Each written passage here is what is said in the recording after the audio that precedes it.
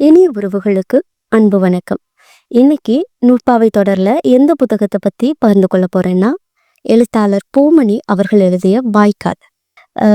சுத்தி கொண்டே இருக்கிற இந்த பூமிய நம்மளோட ஆள்காட்டி விரலால அழுத்தி பிடிச்சி இயங்கு நிலையிலிருந்து கொஞ்சம் இறக்கி விட்டுட்டு, அப்படியே நாமளும் எந்திர இரைச்சலெல்லாம் விட்டுட்டு புதுசா பெய்கிற மழையில மண்ணை கவ்வி பிடிக்கிற ஒரு வாசம் வரும்ல, அப்படியே அதில் கரைஞ்சு போகிற மாதிரியான ஒரு சிறுகதை தான் இந்த வாய்க்கால். பூமணி அவர்களோட ஒவ்வொரு எழுத்துலையுமே அந்த மலை பட்டு தெரித்து நம்மளையும் அதில் நினச்சிடும். அவ்வளோ சிறப்பான ஒரு மண்மனம் மிக்க ஒரு கதை. 80 பக்க கதை தான். ஆனால் நம்மளோட பாதி வயசை வழிப்பறி பண்ணிகிட்டே போயிடும், அந்தளவுக்கு இருந்தது.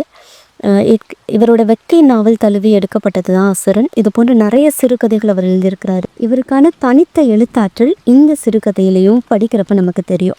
மொழி வளமை மிக்க ஒரு எழுத்தாளர். புழக்கத்தில் இல்லாத நிறைய வழக்கொழிந்த நிறைய வார்த்தைகளை அவ்வளோ அழகாக இந்த கதையோட உரையாடல்களில் பயன்படுத்தியிருக்கிறாங்க.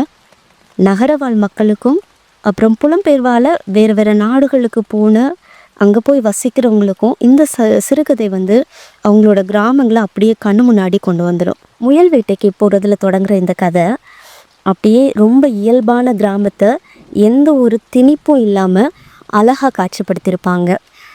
கோபால், லக்ஷ்மி, வடிவேலு, அப்புறம் கோபாலோட நண்பர்கள், இவர்களால் தான் முக்கியமான கதாபாத்திரங்கள். இவங்களை சுற்றி தான் இந்த கதை அப்படியே நகரும். கோபாலும் லக்ஷ்மியும் அப்புறம் அவர்களோட நண்பர்கள் எல்லாருமே ஒன்றா தான் படிக்கிறாங்க. சிறு வயதுலேருந்து எல்லோரும் ரொம்ப பரிச்சயமானவங்க. ஒன்றா தான் ஸ்கூல் போகிறது வர்றது. நமக்கு இந்த அழகி இல்லைன்னா 96 இந்த படத்தெலாம் கொஞ்சம் அப்படியே நமக்கு ஞாபகப்படுத்துகிற மாதிரி இருக்கும். பட் இது அது மாதிரி கிடையாது, வேறு மாதிரியான ஒரு உணர்வை தரும் இந்த காட்சிப்படுத்தல். அப்புறம் இதை நம்ம வாசிக்கிறப்பவே நமக்கு ஒரு விஷுவல் வரும்ல, அது எல்லாமே அவ்வளோ அழகாக இருக்கும். அவங்க 2 பேருக்குமான அந்த 10 வயது காதல் அது உருவாகிறதா இருக்கட்டும். அப்புறம் அவங்க பார்க்குறது சந்திக்கிறதுங்கிறது பெருசாக கிடையாது.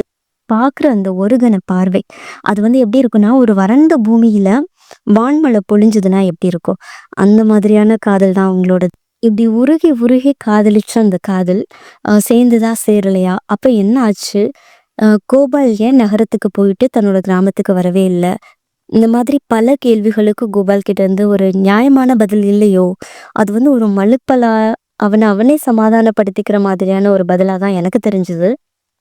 லக்ஷ்மி கதாபாத்திரம் ரொம்ப அருமையாக இருந்தது. சில விஷயங்கள் அவள் வாழ்க்கையில் நடக்குது, அதையெல்லாம் கடந்து அவளுக்கான ஒரு மகிழ்ச்சியான வாழ்க்கை அவள் எப்படி வாழ்கிறா. அதே நேரம் கோபால் மேலேயும் எந்த ஒரு வருத்தமோ கோபமோ இல்லாமல் தொடர்ந்து வெறுப்பு இல்லாத ஒரு அன்பு செலுத்துறதுங்கிறது இருக்குல்ல, அது அவள் எப்படி பண்ணுறா, இதெல்லாமே ரொம்ப அழகாக அதில் காட்சிப்படுத்தியிருப்பாங்க.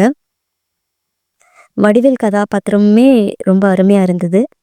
இந்த கதையோட கதை முடிகிறப்ப நமக்குள்ள ஒரு லேசான பாரம், ஏன் இப்படி ஆயிடுச்சு, கோபால் ஏன் இப்படி பண்ணா, இல்லை அவன் பண்ணியிருக்க கூடாதோ அப்படிங்கிற மாதிரியான பல கேள்விகள் வரும்.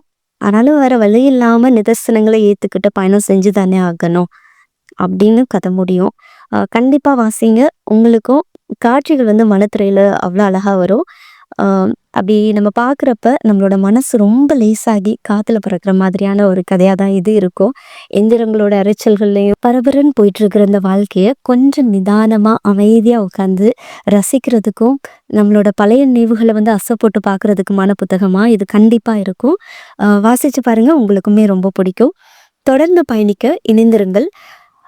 மீண்டும் வேறொரு கதைக்களத்தில் சந்திக்கிறேன். வாசிப்பை நேசிப்பென்றான பின் புத்தகத்தை காதலியாமல் இருப்பது எப்படி?